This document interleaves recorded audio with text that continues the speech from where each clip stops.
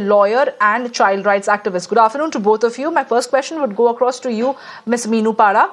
You've heard what exactly my colleague Harish was telling us about the court's verdict today. A landmark judgment over there. Watching and storage has been termed as an offence under POCSO. But do you think that this is too late in the day?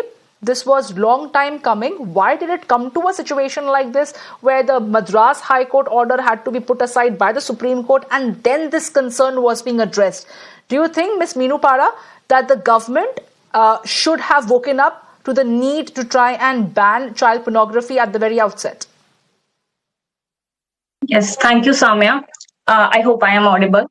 So this judgment is absolutely very concerning, issued by the Madras High Court, and I fully support the Honorable Supreme Court recommendation to Parliament to redefine this term child pornography as a child sexually abused and exploitative material. This accurately reflects the harm and trauma which can be inflicted on children, which goes beyond mere pornography.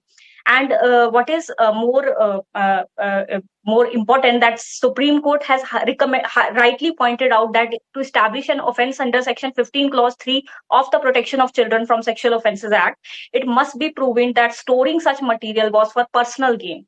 However, I believe that our laws need to go beyond this requirement, because merely storing or viewing child sexual abuse material should also be seen as a participation in child exploitation and must be penalized.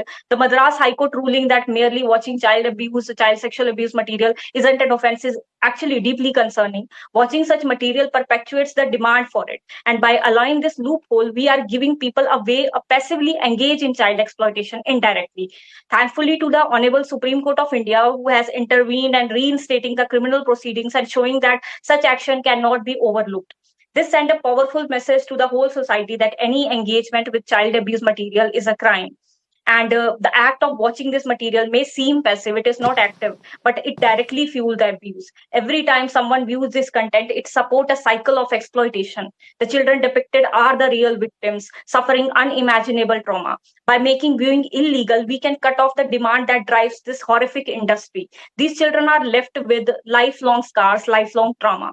When we talk about the child sexual abuse material, we must remember that every image or every video represents a moment of exploitation and trauma that never fades for any children.